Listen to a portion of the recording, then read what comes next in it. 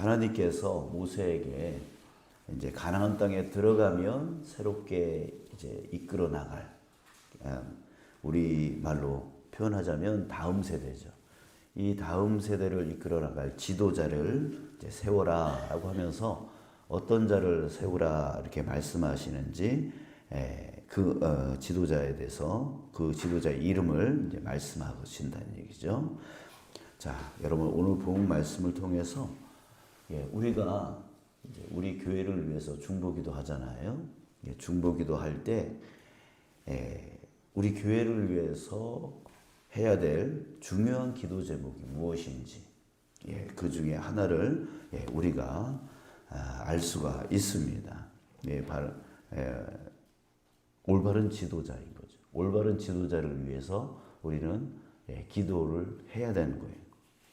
자, 우리는 그동안 우리 교회뿐만 아니라 주변의 교회들이 어떤 지도자가 세워지느냐에 따라서 그 교회가 싸움과 다툼과 갈등이 끊이지 않고 또 교회가 깨지는 것들을 우리가 보아왔고요.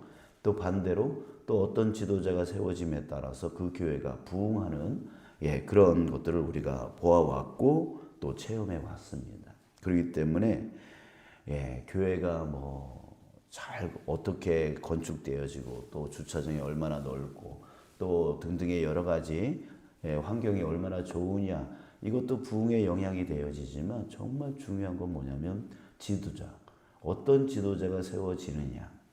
지금 하나님께서도 모세를 통해서 이제 가나안 땅에 들어가서 새롭게 이제 지도해 나갈 그 지도자를 세워 나갈 할 때에 정말 하나님께서도 신중하게 생각을 하시고 그 사람들을 세워라라고 말씀하고 계실 거란 말이에요. 대충 세워서 대충 끌고 나가시는 게 아닐 거란 말이죠. 그런 하나님만의 엄격한 기준을 갖고 다음 세대를 이어갈 그 지도자를 말씀하고 계실 터인데, 우리가 오늘 말씀을 통해서 어떤 지도자를 하나님이 세우시는가, 또 그런 지도자를 위해서 우리는 어떻게 기도를 해야 되는가, 그것을 우리가 다시 한번 새겨봤으면 좋겠습니다. 첫 번째는요, 당연한 것이지만 영적으로 바로 선 지도자를 위해서 우리는 기도해야 된다라고 하는 거예요. 영적으로 바로 선. 우리 17절에 말씀하십니다.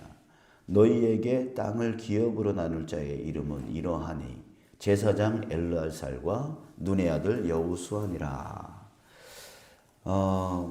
제사장 엘르알살과 눈의 아들 여호수아를 세우라 이렇게 말씀하고 계시는 건데요.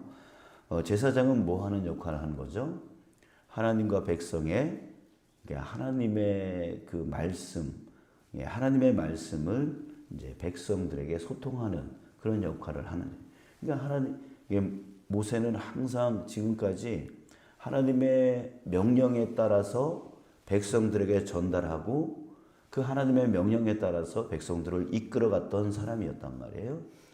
그렇기 때문에 이 제사장 엘르아살의 역할도 바로 그 모세가 하나님의 명령을 듣고 행하였던 것처럼 이 엘르아살은 그런 하나님의 말씀, 하나님의 음성을 듣게 하는 역할을 할 거란 말이죠. 또 눈의 아들 여호수아는 그 명령에 따라서 이제 정복을 시작하는 그런 지도자가 되어질 것이죠. 자, 그런데 여기서 특징이 있죠. 특징이 있어요.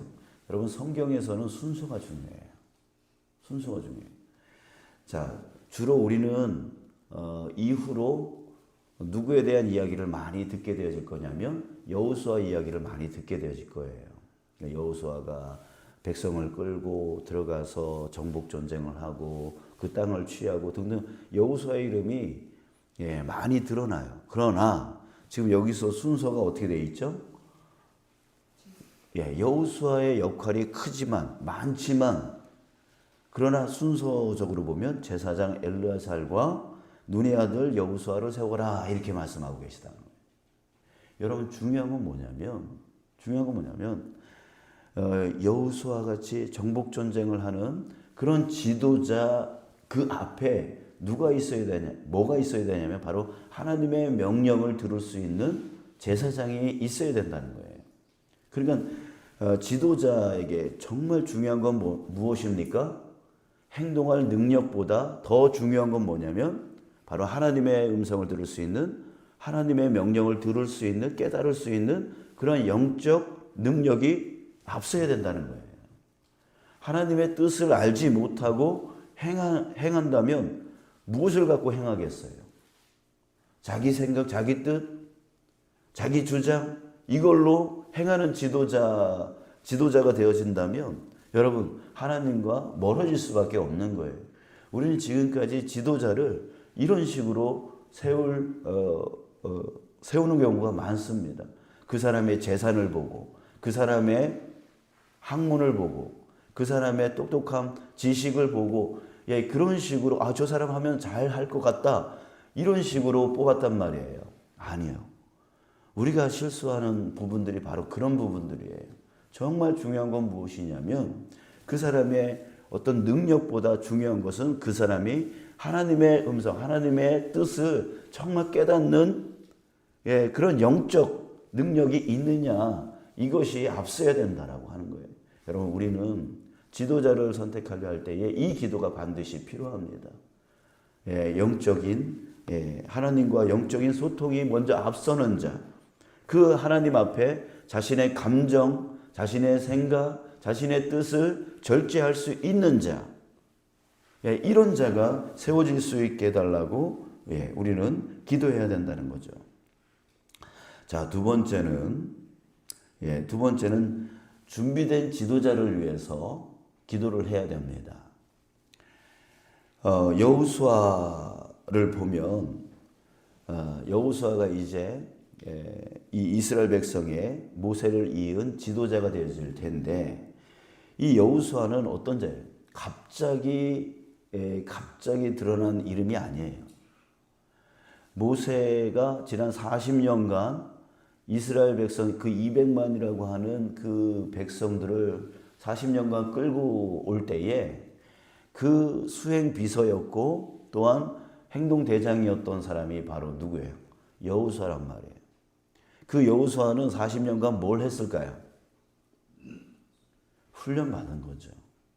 모세가 어떻게 했는지를 가장 가까이서 보았고 느꼈고 체험했던 사람이 바로 여호수아란 말이에요. 훈련된 사람이에요. 준비된 사람이었단 말이에요. 어느 날 갑자기 생겨난 지도자가 아니란 말이죠. 준비된 자. 이미 영적인 부분이나 또 행동적인 부분이나 그리고 군사적인 부분이나 이미 다 준비된 자이단 말이죠. 근데 그 반대말은 뭐가 될까요? 저 사람 시키면 잘할 거야. 시키면 잘할 거야. 여러분, 또 우리가 잘못 선택하는 부분들이 바로 여기에 있는 거예요. 저 사람은 하면 잘할 거야. 이런 식으로 사람을 뽑아놓으면 안 된다는 거죠. 하나님은 이미 40년간 그를 테스트했고 그를 준비시켜 오셨단 말이에요. 그런 자가 지도자로 세워질 때에 모세와 같이 흔들리지 아니하는 또 자신의 어떤 사적인 이 지도자는 사적 유익을 위해서 유익을 위한 자가 되어져서는 안 되죠. 자기가 이끌어 나갈 그 지도 공동체를 먼저 생각할 수 있는 자여야 되는 거예요. 자신의 가정보다 그 공동체를 더 중요하게 여길 수 있는 자가 바로 지도자인 거죠. 그래서 이 최고 지도자는 우리가 교회의 지도자, 최고 지도자를 세울 때는 항상 그 가정을 보잖아요.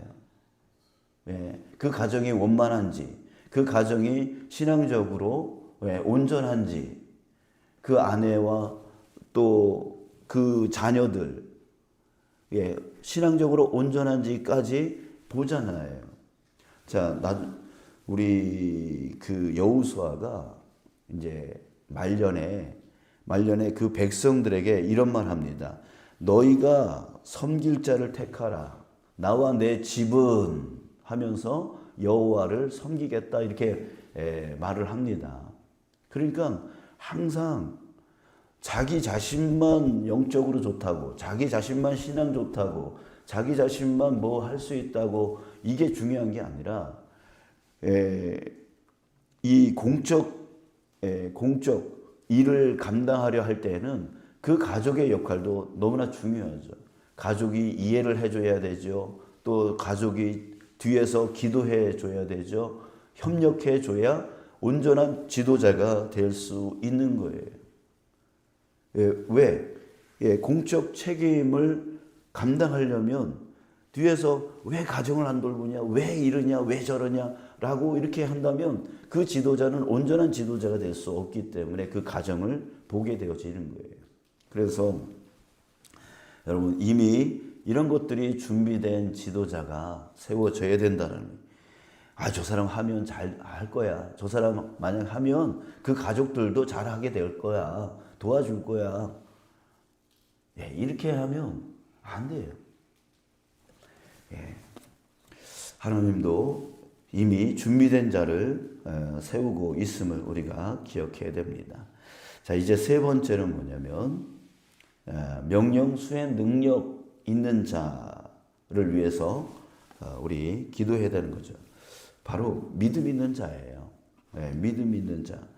하나님께서 명령하면 그것을 두려워하지 아니하고 그 일을 수행해 나갈 수 있는 능력자. 이런 자가 필요한 거죠. 바로 그 사람에게는 믿음이 있어야 되는 거고 또 믿음이 있다면 도전을 할 수 있어야 되겠죠. 어떤 두려움의 일 앞에서 두려워하지 아니하고 도전하여서 온전히 성취해 나갈 수 있는 그런 지도자가 세워지길 위해서 우리는 기도해야 되는 것입니다. 자, 그리고 마지막으로 하나만 더 한다면 여러분 지도자의 조건, 이제 다음 세대를 이어갈 다음 세대라고 하니까 왠지 우리는 생각에 그 사람의 나이가 젊어야 되고 이제 젊어야 된다. 이 나이 기준을 생각할 때가 있어요. 자, 그러나 오늘 본문 말씀을 보면 누가 나오냐면 여호수아도 그렇고 유다 지파의 지도자가 누가 세워집니까? 갈렙이 세워져요. 그러니까 나머지 지도자들은 누구의 아들 이렇게 하면서 젊은 세대를 이제 말하고 있는데 그 중에 이 여분네의 아들 갈렙이 들어간다고요. 갈렙의 나이가 이때 나이가 몇이에요? 85세예요. 85세. 그죠? 85세. 자, 하나님은 나이를 기준해서 이 지도자를 뽑은 게 아닙니다. 다음 세대를 이어갈 다음 세대라고 하니까 꼭 젊어야만 되고 활기차야 되고 뭐 이런 사람들을 얘기하는 게 아니라 정말 그 사람이 정말 믿음이 있고 도전의식이 있고 그것을 성취할 수 있는 지도력을 갖고 있느냐. 이런 것들을 보고 계시는 거예요. 그러니까 여러분 우리가 내년도에 새로운 지도자를 이제 뽑고 한다고 이제 이렇게 우리가 선포해 놓고 기도하고 있는데 여러분 이 나이 젊은 사람이 중요한 게 아니라 정말 믿음과 도전과 또한 앞으로 이루어질 그런 성취해야 될 것들을 능히 추진해 나갈 수 있는 그런 것을 갖고 있는지 그것을 볼 수 있어야 되는 거죠. 자, 다시 한번 정리합니다. 첫 번째는 자신의 감정, 성품, 뜻보다 하나님을 먼저 우선시 여길 수 있는 영적인 사람. 그 지도자가 세워지길 위해서 기도해야 되고요. 또 두 번째는 준비된 지도자. 준비될 지도자가 아니라 준비된 이미 준비가 된 지도자를 또 명령 수행자. 두려워 떨면서 그거 어떻게 해요? 라고 하는 자가 아니라 정말 하나님이 뜻하신 것을 온전히 수행해 나갈 수 있는 자, 그리고 사적 유익보다 공적 책임감을 갖고 나아갈 수 있는 자, 그리고 그 가정도 함께 협력해 나갈 수 있는 자, 그리고 나이가 아닌 도전하여 성취해 나갈 수 있는 자.